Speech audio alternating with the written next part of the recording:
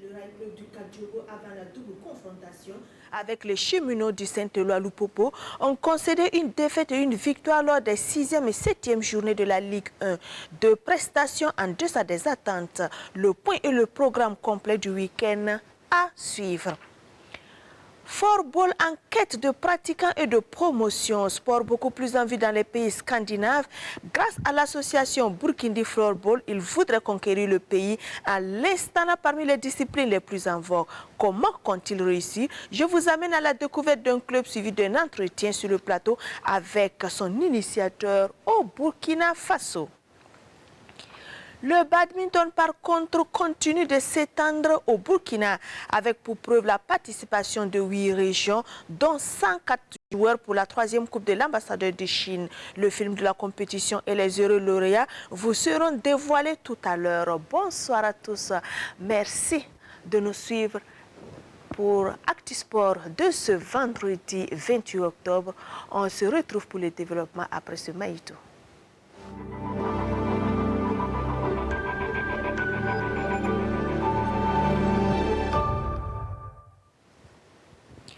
Le RCK prépare son tour de cadrage contre les cheminots de Saint-Éloi-Lupopo de la RD Congo. Mardi, en match en retard de la 6e levée de Ligue 1, le Rail Club du Kadiogo a été piégé de belle manière par l'USFA. Le club militaire, dernier du classement sous la conduite de son nouvel entraîneur Mamadi Bagué, a enregistré sa première victoire grâce à un score étriqué d'1-0. Rasmane Zoundi, Ibrahim Diallo. L'Union sportive des forces armées s'offre une bouffée d'oxygène. Sa victime du jour, les Faucons du Kadiogo remaniés à l'occasion de ce match en retard de la 6e journée. Le RCK imprime pourtant son jeu d'entrée sans être très dangereux. L'USFA résiste et trouve la faille à la 24e minute. Molo Fabel Josué se joue du gardien Yves Albert Wamba et ouvre le score. L'USFA se paye même le luxe de gâcher la balle du 2-0 avant la pause. Dans la deuxième partie du jeu, Sampo décide de lancer ses cadres dans la bataille. Le RCK accentue sa possession, mais reste impuissant en attaque. L'USFA, elle, ne profite pas de ses contres pour se mettre à l'abri. Le dernier quart d'heure est irrespirable pour les hommes de Mamadi Bagué. Malgré le siège, Faïsal Ouedraogo, Ben Daouda Sidibé et autres ne parviennent pas à faire sauter le verrou des militaires jusqu'au coup de sifflet final. Après 5 journées de disette, l'USFA arrache sa première victoire de la saison, au grand bonheur de son nouvel entraîneur. Il faut aussi rendre hommage aux coachs qui étaient là, qui ont travaillé depuis le début de la saison. Le football, c'est comme ça. Et nous, on est venus, on a mis quelque chose en place. Et on peut dire qu'on a eu, en tout cas, la chance aussi de nos côtés ce soir pour scorer. Mais derrière, on a été vraiment, il faut reconnaître, très solide pour presser bien, ne pas reculer, défendre en avançant, pour empêcher cette équipe-là de produire son jeu. Dieu merci, ça a réussi. Mais on est très content des 3 points pris. Mais le chantier est encore énorme et on va beaucoup travailler pour que l'équipe puisse progresser. Une défaite amère pour le RCK qui reconnaît le manque de rythme de ses réservistes. Maintenant, on est revenu d'un voyage où on a voulu gérer par rapport à la fatigue. Et vous avez vu que d'entrée de jeu, on était dans la bonne dynamique où on avait le pied sur le ballon. C'est dans la transition qu'on a perdu le ballon et ça a été fatal pour nous. Sinon, vous avez vu que vers la fin aussi, les gardiens étaient beaucoup sollicités. C'est parce qu'on n'a pas pu marquer le but. Après un voyage, il faut gérer pour faire tourner l'équipe. Et ça s'explique parce que d'autres n'ont pas de rythme de jeu, d'autres sont malades. Le RCK perd 3 points dans la course au titre, mais compte 2 matchs à retard. L'USFA gagne une place et quitte la zone rouge à la différence de but. Conséquent de cette première victoire de l'USFA sur le RCK, le tableau du classement a subi une légère modification, surtout dans les profondeurs. L'AS Douanes est toujours solide leader, 16 points plus 9 à 5 longueurs de son dauphin. Vitesse FC 11 points plus 3 et à 6 de Salitas 3e 10 points plus 4. Le RCB est 4e 9 points plus 4 devant l'ASFA Yeninga et l'ASEC de Koudougou 9 points plus 1 chacune. 7e le Raïmo FC 8 points plus 1 et 8e le Royal FC 6 points plus 2. Majestic SC et le Real du Faso se disputent le 9e rang chacun, 6 points. Ils devancent le RCK 11e, 5 points. La Sonabel est 12e, 5 points moins 5. Avec 5 points moins 6, les Faux est 13e devant l'USFA, 4 points moins 2 qui quitte la 16e place pour la 14e et premier non relégable.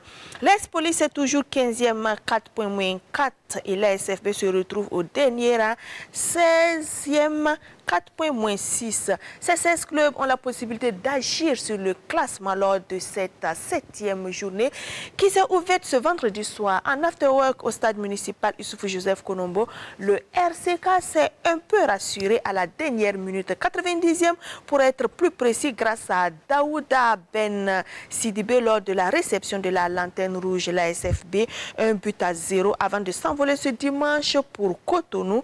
Ils accueillent un match aller du tour de cadrage un autre club RD Congolais pour un duel entre cheminots le 2 novembre prochain et le retour le 9 à Kinshasa. Merci à Jean-Modeste Ouedraogo et à Gérard Sommet donc qui nous rapporte ces images du stade municipal Issoufou Joseph Konombo de Ouagadougou. Et vous venez de revoir le but du RCK donc devant la SFB, but marqué à la 90e minute par Daouda Ben Sidibé. À la suite de RCK à SFB, toujours ce vendredi soir au Issoufou Joseph Konombo, il y a eu un alléchant USFA et Faux entre deux concurrents directs, le 14e et le 13e respectivement. Il ne fallait pas se laisser distancer. Les Faux prennent la meilleure option en écœurant l'USFA 1-0, but de Abdoulaye Zongo. Pas de deuxième victoire de suite pour Mamadi Bagué et les militaires. Et le but donc vous est rapporté par Franck Ouedraogo et Mamadi Wena.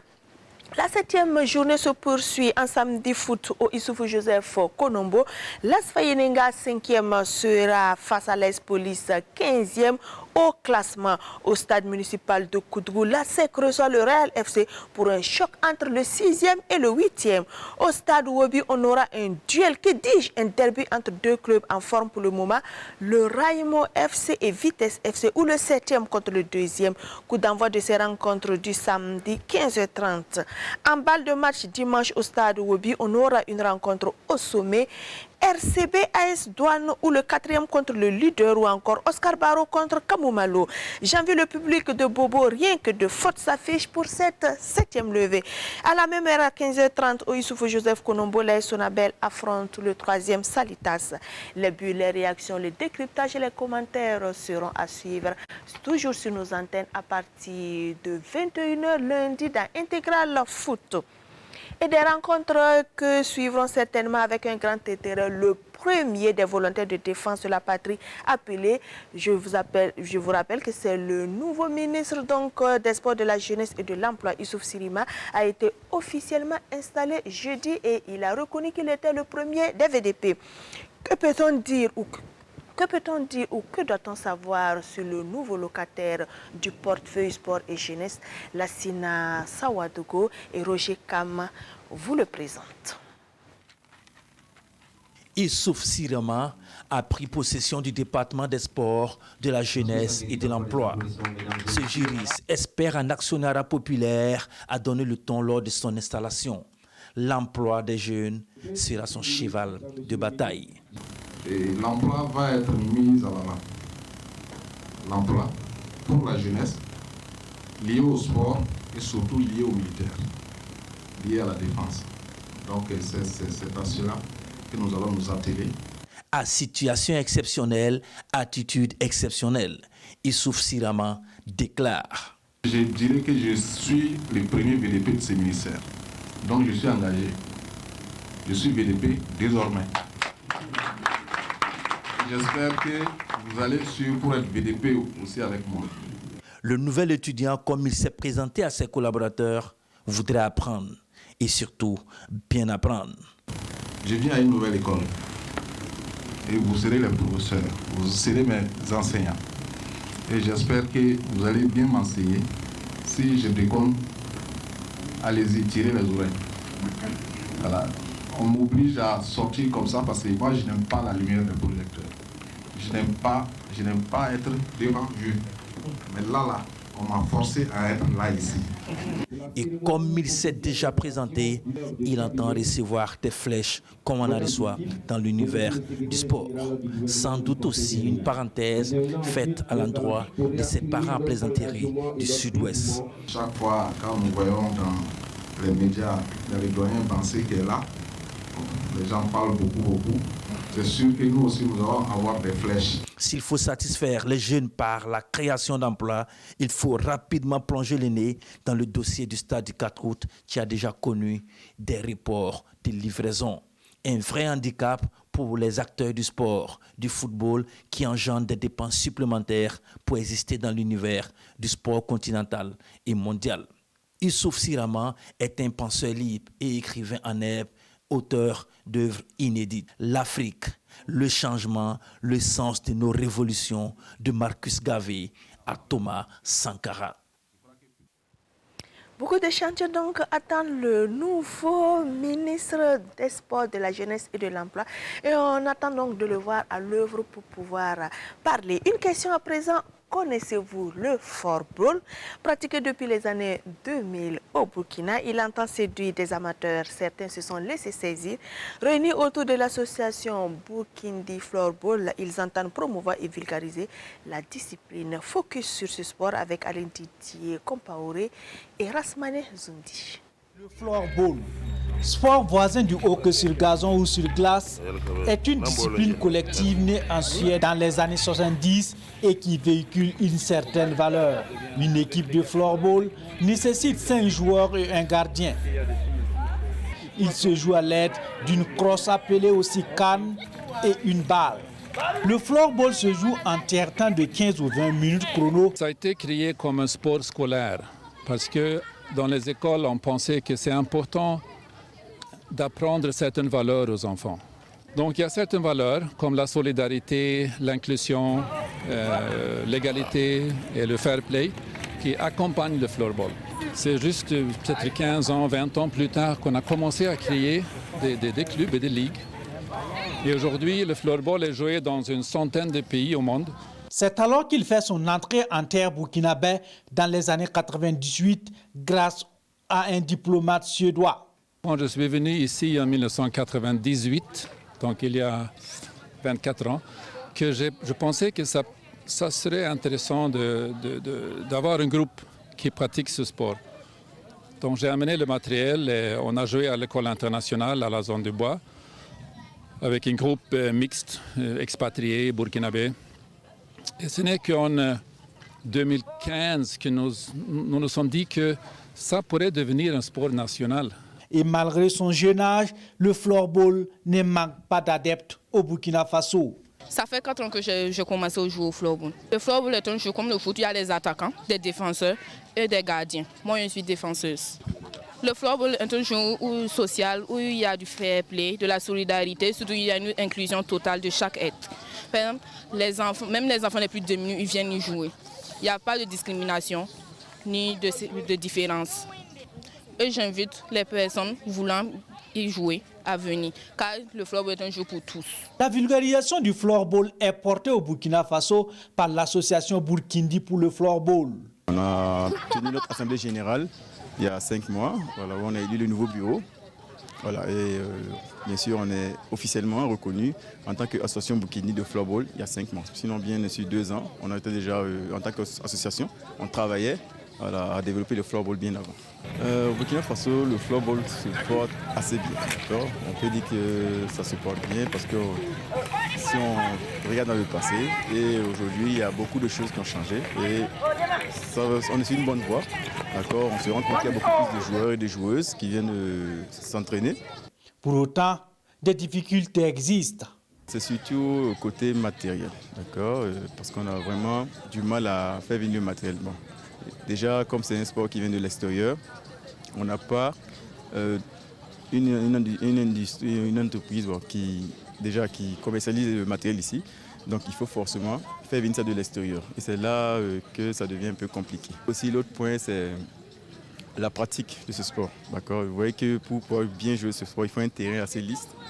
Voilà, et ce qui est très rare au fait ici. La plupart des terrains qui sont construits ne sont pas construit en tenant compte du floorball. Donc du coup, pour trouver un terrain, c'est vraiment délicat. Donc déjà ça, c'est grâce à l'ambassade d'Autriche qu'on a pu construire ce terrain. Et pour le président, l'heure n'est pas à la mise en place d'une fédération. C'est vrai que c'est très important qu'on soit sous forme de fédération pour pouvoir faciliter un peu certaines choses. Mais je vais dire, c'est pas vraiment la priorité, d'accord? Parce que ça ne sert pas de se précipiter alors que la base n'est pas aussi bien faite. Donc ce qui va se passer, on va voir qu'on va rejoindre la plupart de certains sports qui sont dans ces difficultés. On se précipite, on crée la fédération et après on voit que voilà, au cours de développement, il y a des soucis. Donc on veut bien d'abord se structurer, d'accord? Placer une bonne base. Et puis ensuite, maintenant, on va petit à petit, on va aller vers la fédération. Ce n'est vraiment pas une priorité chez nous. L'association peut tout de même compter sur certains partenaires pour juguler un tant soit peu ces différentes difficultés. L'association Burkindi de floorball, qui organise la plupart des clubs, a pu signer un accord avec la CEDEAO, avec le Centre pour la jeunesse et le sport, qui est basé ici à Ouaga. CEDEAO a aussi inscrit le floorball comme un sport qu'ils vont appuyer pendant les 3 années à venir.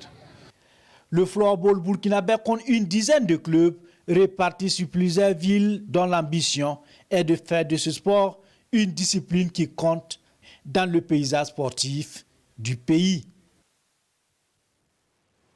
Plus d'éclairage sur ce sport appelé Ini-Hockey en Suisse, Ini-Hockey en Belgique, Ini-Bandy en Suède et Sali-Bandy en Finlande avec celui qui l'a introduit au Burkina après cette virgule.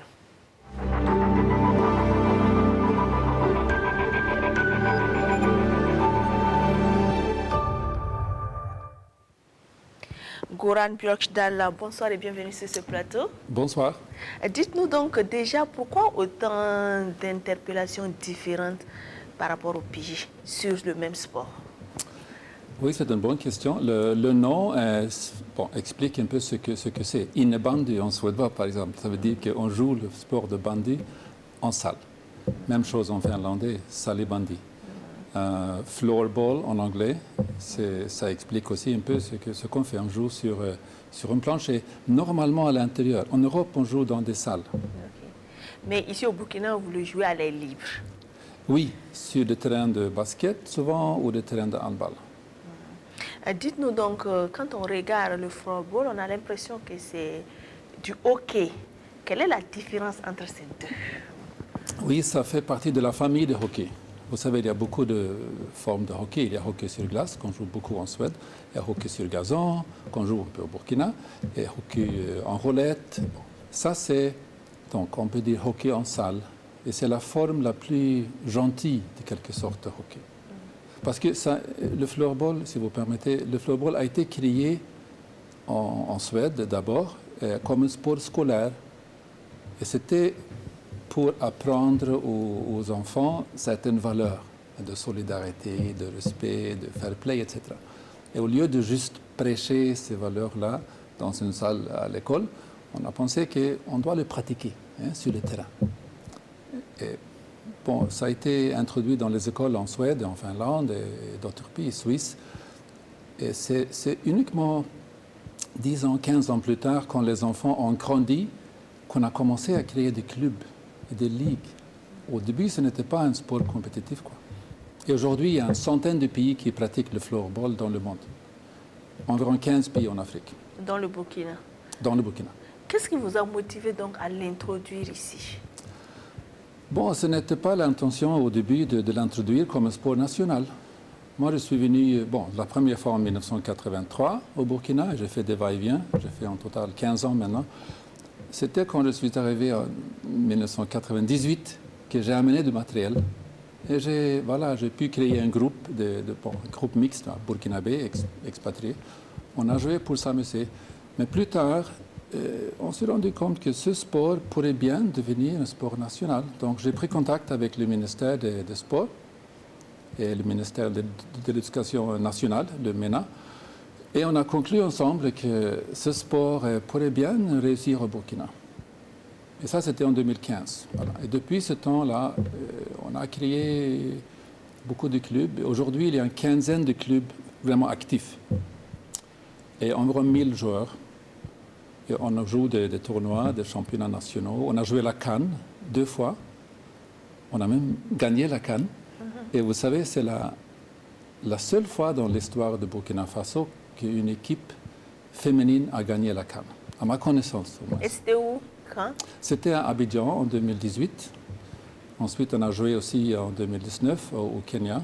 Et là, tous les 4 finales hommes-dames dans les 2 CAN ont été jouées avec le Burkina comme une des équipes. Ça, ce sont les trophées de 2019, hein, les trophées d'argent pour hommes et dames. Ça, si vous permettez, c'était une photo qui a été prise en octobre 2018, après que nous sommes rentrés au Burkina avec les trophées de la CAN. Nous sommes allés présenter les trophées au Moronaba. Voilà, cette photo a été prise. Voilà. Après, la photo a été offerte par la cour de Moronaba à notre association. Dites-nous donc, pour un enfant qui voudrait pratiquer le floorball, quelles sont les qualités qu'il doit avoir? Ou bien on vient comme ça seulement au floorball? Bon, on dit qu'il y a 4 valeurs de base dans le floorball. Solidarité, inclusion, égalité et fair play. Bon, inclusion, ça veut dire que tout le monde est le bienvenu. C'est très facile à pratiquer. Tu peux être petit ou grand, ou gros ou mince, ou bien faible ou fort, mais chacun peut pratiquer, quoi. Et nous, jusque-là, nous avons accepté de recevoir des joueurs. Bon, n'importe qui vient peut venir jouer, s'intégrer dans les équipes. Et vous sentez que les enfants sont intéressés? Est-ce qu'ils y restent? Ils y viennent, mais est-ce qu'ils y restent? Oui, il y a un grand intérêt. L'ambiance est formidable, comme on vient de voir sur les images là. Le sport est en train de grandir au Burkina, mais il y a des défis, bien sûr. Par exemple, la caractère rougeuse des surfaces des terrains de basket, ça fait que la balle saute un peu. Et quand on tombe, on se blesse. Donc, mais nous avons pu, à Dassasco, nous avons pu construire un terrain avec l'appui de l'ambassade de l'Autriche, le terrain qu'on a vu sur les images là. Un autre défi, c'est comme pour tout le sport, pratiquement, le financement. Il faut un financement durable pour pouvoir développer le sport. Et actuellement, là, quelles sont vos sources de financement? Oui, jusque-là, c'est juste des individus privés, à part l'ambassade de l'Autriche. Et nous avons eu aussi des appuis matériels de la part de la Fédération suédoise de floorball et d'une douzaine de clubs en Suède qui aiment bien ce que nous faisons ici au Burkina, donc ils donnent du matériel, souvent. Mais au point de vue financement, c'est juste des individus privés qui ont contribué.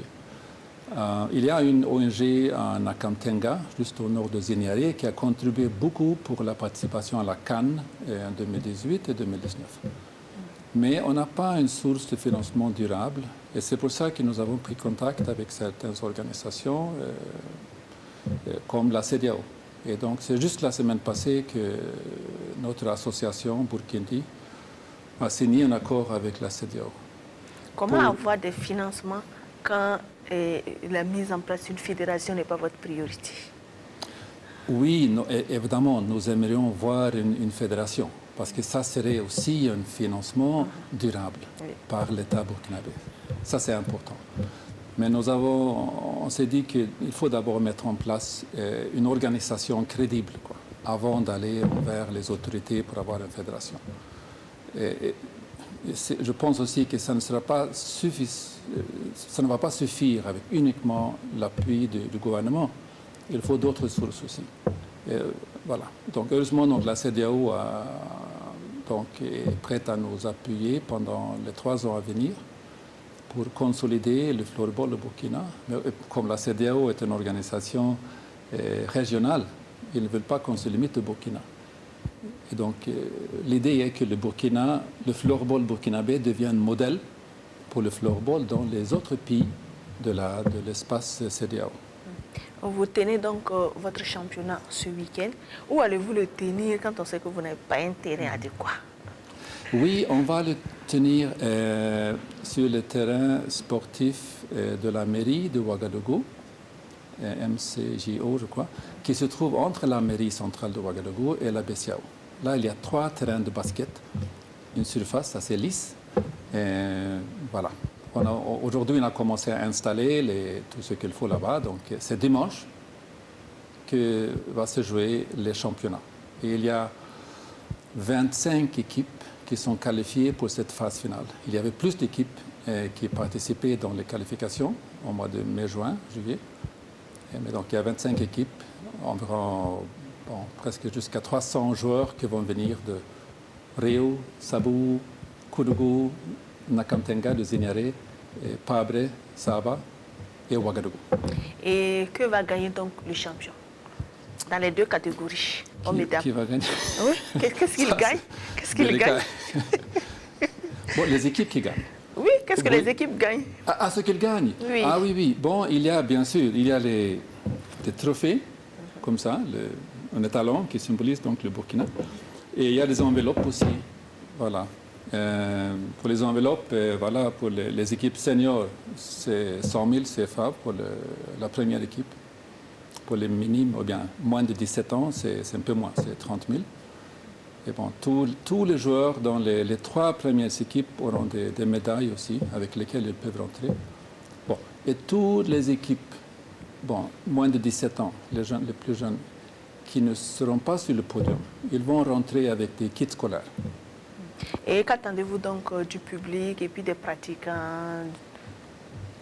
Oui, on espère avoir le maximum de public, bien sûr, pour avoir une bonne ambiance. Bon, on sait que l'ambiance sera bonne dans tous les cas, parce qu'il y aura environ 300 joueurs qui sont là-bas en même temps.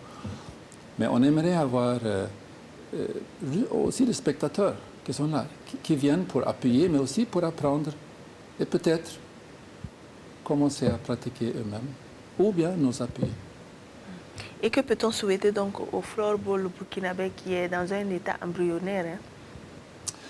Moi, je crois que le floorball, c'est un sport qui est en forte progression dans le monde et en Afrique.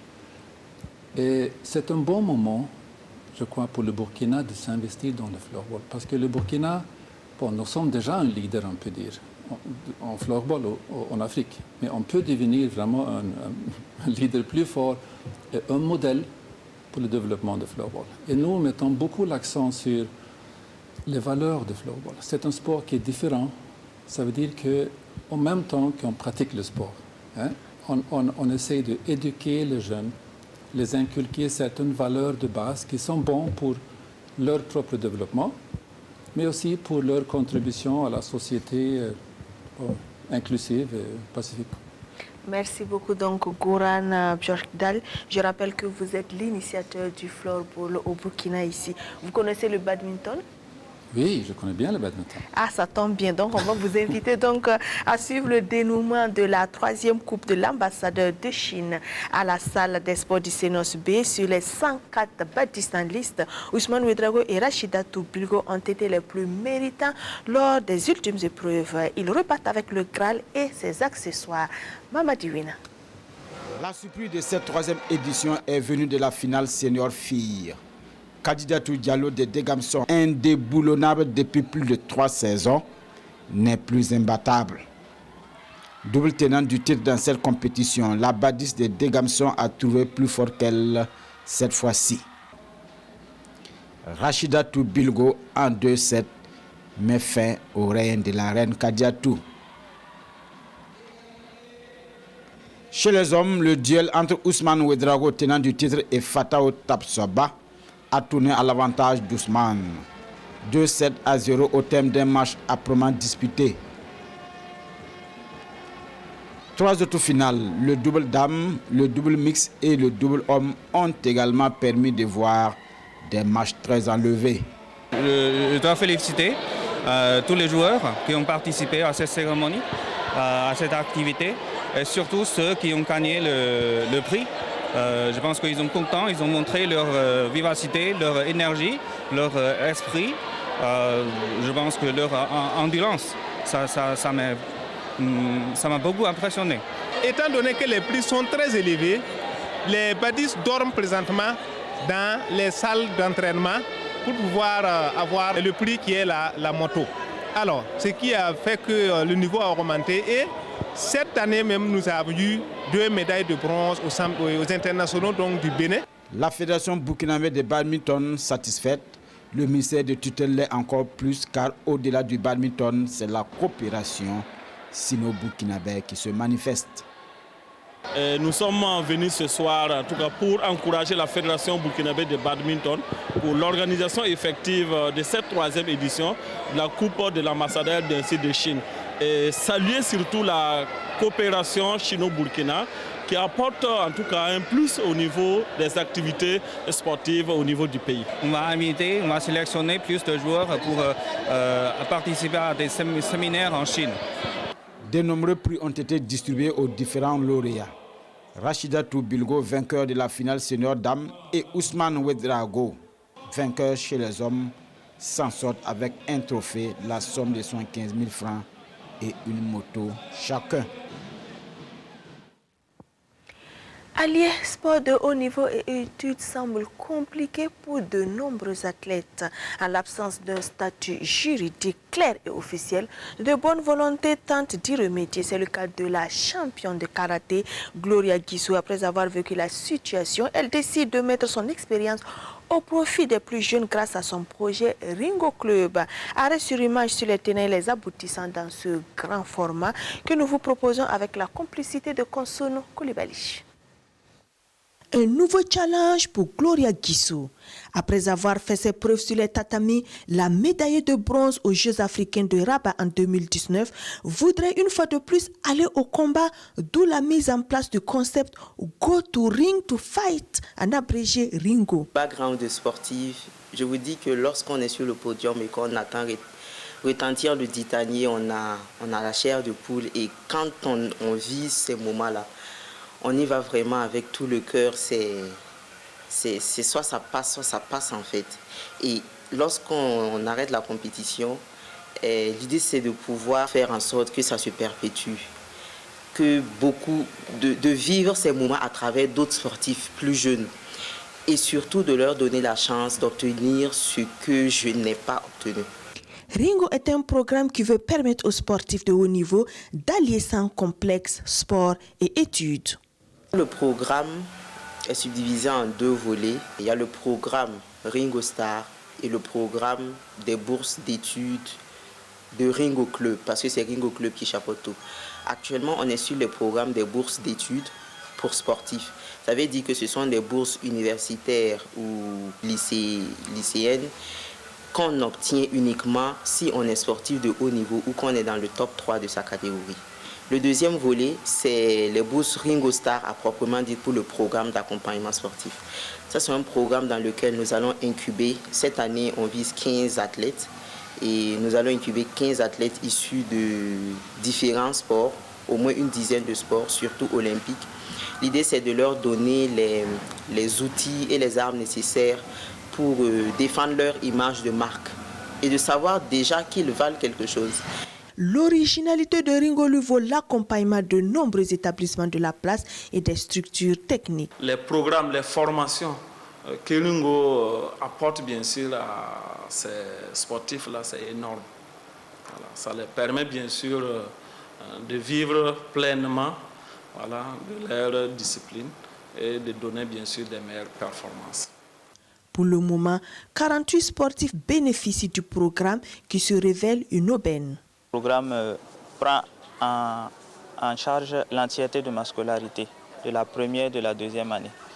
Donc, et aussi, d'abord même, grâce à ce programme, je peux poursuivre le karaté et mes études dans les meilleures conditions que l'on puisse trouver ici à Ouagadougou. Parce que lorsqu'on obtient un bac F4, il n'y a pas d'université publique ici à Ouagadougou qui forme les étudiants après ce bac-là. Donc c'était soit à Kaya, soit à Bobo ou dans une autre province. Mais en tout cas, si j'étais allé dans une de ces provinces-là, je n'allais pas pouvoir continuer le karaté. Les attentes restent toutefois énormes pour les bénéficiaires. Si le programme pouvait nous permettre d'avoir des sponsors ou même participer à plus de compétitions, parce qu'un athlète, c'est ça. Tu as beau t'entraîner encore et encore et encore, si tu n'as pas assez d'opportunités pour prouver ce que tu vaux, ça ne sert à rien en fait. Chimiste alimentaire de profession, Gloria Guissou épouse Cabré, ceinture noire 3e dan. Jeune maman est une femme passionnée et déterminée. Une battante, c'est une qui sait ce qu'elle veut et quand elle décide, elle va jusqu'au bout.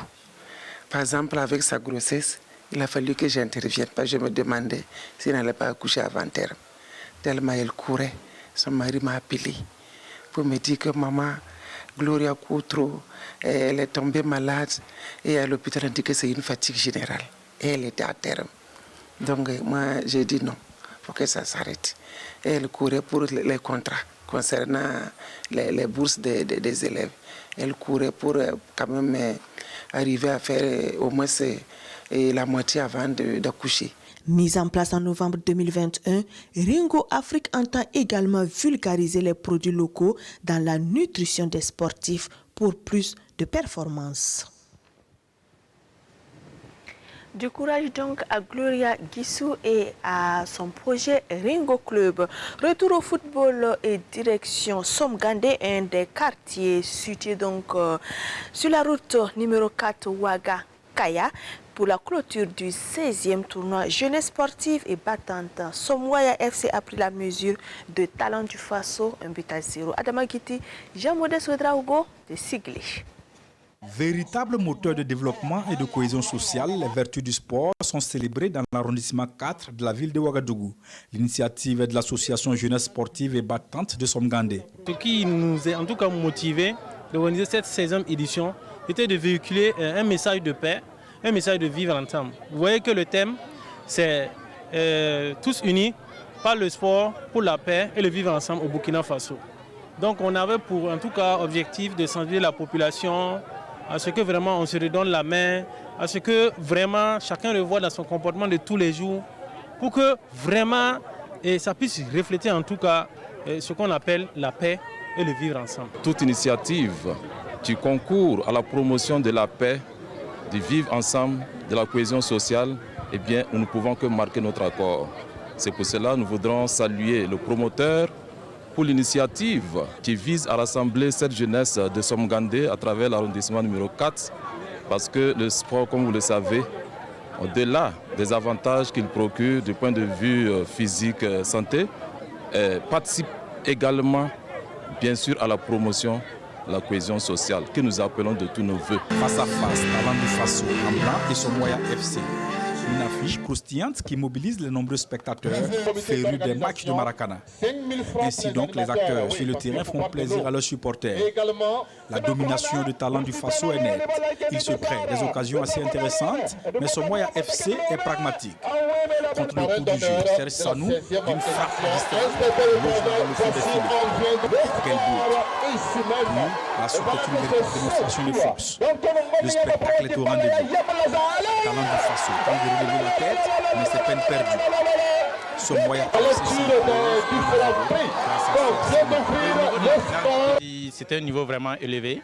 L'adversaire était de taille. Mais bon, dans un match de football, il faut toujours un gagnant et un perdant. Par la grâce de Dieu, on a été les champions et Dieu merci. Je suis d'une structure nationale qui s'occupe de la promotion des sports et des loisirs. Donc quand le promoteur s'est approché de moi, je n'ai pas hésité. Pourquoi encourager cette initiative? Il faut se dire que c'est autour de ce genre d'activité qu'on peut faire une détection de talent. Au palmarès, le meilleur buteur, le meilleur joueur et le meilleur gardien du tournoi ont été tous récompensés.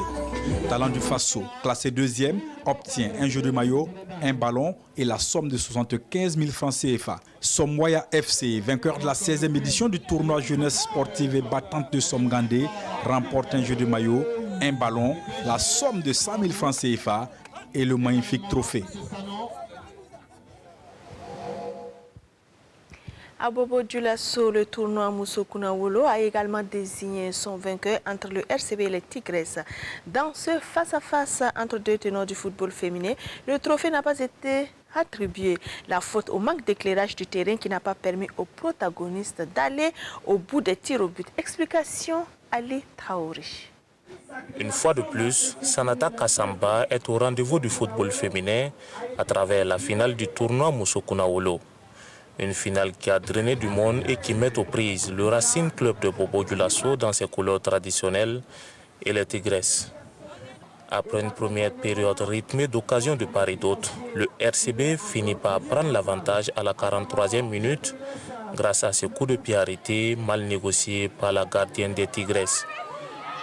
À la reprise, le RCB continue de faire circuler le ballon sans être inquiété jusqu'à la 90e minute de jeu où les Tigresses sur cette action arrivent à rétablir la parité au score. Un but partout au coup du sifflet final. Les deux équipes vont devoir se départager aux séances des tirs au but. À cet exercice, toutes les joueuses se montrent à droite. Contraint par un problème d'éclairage, l'arbitre et le comité d'organisation décident de mettre fin à la partie. Ce que je cherche à l'organisation de ce tournoi, je voulais que les équipes de Bobo soient en jambes, plus qu'aussi en jambes. Je veux que l'année prochaine, que les filles qu'on va sélectionner pour l'équipe nationale, que les filles de Bobo soient nombreuses dans l'équipe nationale. Les deux équipes reçoivent des gadgets, la somme de 80 000 francs chacune, et le comité d'organisation repart avec son trophée. Les étalons U23 sont à Dakar depuis jeudi. Au Sénégal, les Olympiques défient les Lions de la Teranga pour le deuxième retour qualificatif à la CAN Maroc 2024. En attendant dimanche pour les hostilités, les espoirs burkinabés ont fait connaissance avec le stade et la pelouse qui les accueilleront. Comment trouve-t-il le théâtre des opérations? Nos envoyés spéciaux Lassina Ouattara et Abdoulaye Kabore vous situent.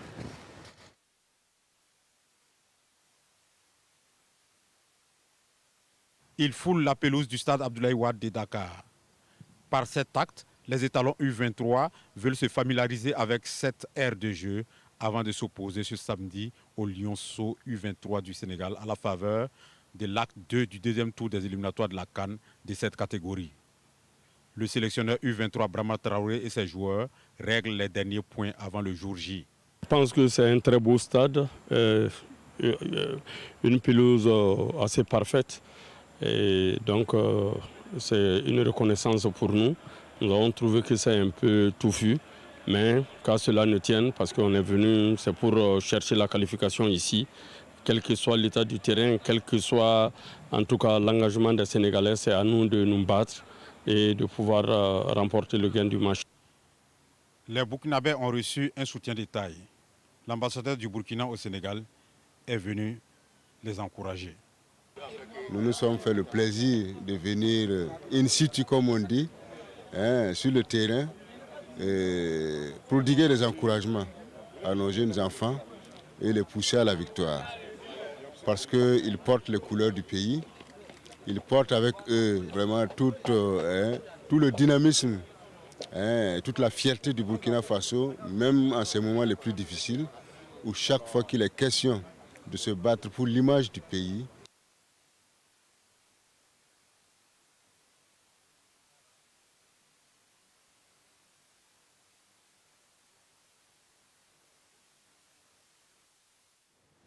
Merci donc à Abdoulaye Kabore et à Lassina Ouattara qui se sont donc